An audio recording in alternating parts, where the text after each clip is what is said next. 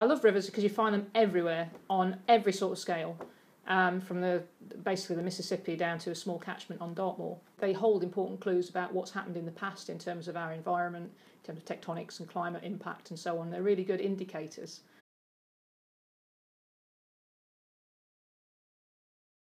This is a fantastic example of what can happen when you change something in a river system, and it's got eyewitness accounts of how quickly the river system can adjust to that. If you could do an experiment, this is what you do, because you go, well, I'll have it on a hard rock.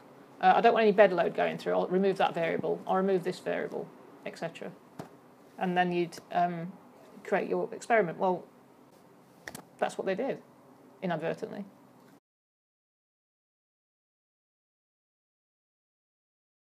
We met at a conference. A group of us met at a conference, and we said, "Oh, we like the pictures of your field area." And actually, Loretto, who we've been working with, is a structural geologist by training. So when we went out in the field, the river was this is quite interesting, and we went, "Wow, this is incredible."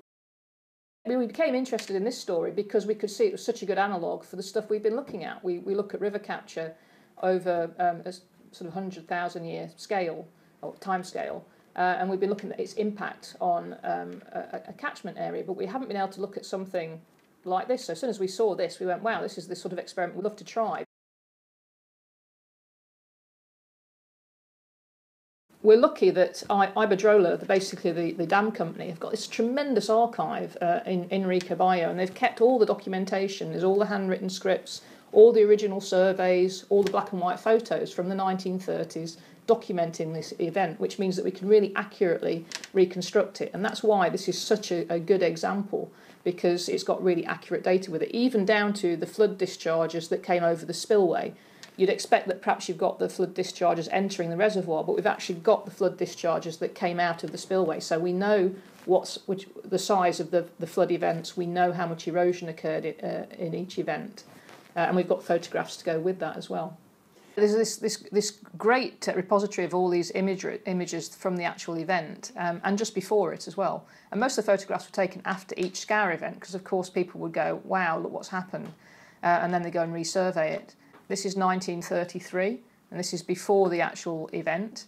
And you can see that this is just the front of the spillway, and you can see the water coming over it. And then if you look at these are images from 1934 and 1935 and so on, which show you progressively the retreat and the creation of the gorge. So you can actually see the gorge being created up here. You can see it getting wider. What they've done at the centre where they've got the archives and so on is they've got a whole room of different flumes and models, actual scale models of the reservoir, so that they can show or demonstrate by inputting water into the system. You can watch the water go through the system. They can input sediment into it. They can input dye into the water, so that you can watch through perspex screens what's happening in real time. And they can also introduce these teeth, these hydraulic splitters, and then remove them, and you can actually see from behind the waterfall the impact that has on the scour pool at the bottom.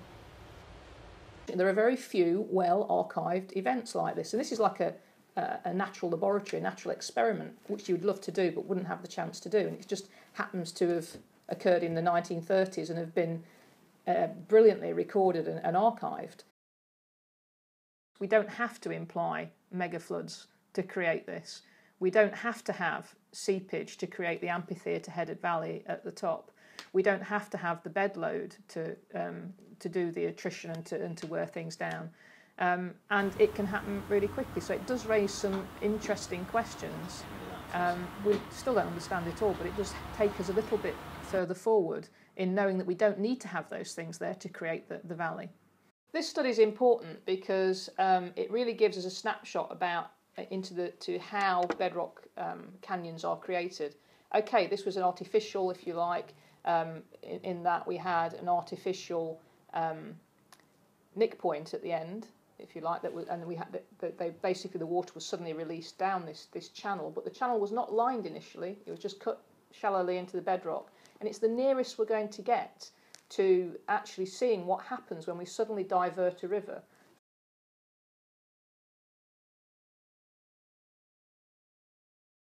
I've got to say that the Rica Bio is my guilty secret. I was quite surprised to find that most of the workers were naked, working in the water, and I was like, what's that about? But of course, it was warm. It's on the high plateau in northwest Spain. And if you wanted to stop being chafed from your clothes whilst you were doing all this hard manual labour in the 1930s, the easiest thing was to go in naked. So initially I was a bit surprised, but actually it makes perfect sense. Is that part of the supplementary information? That's part of the supplementary information.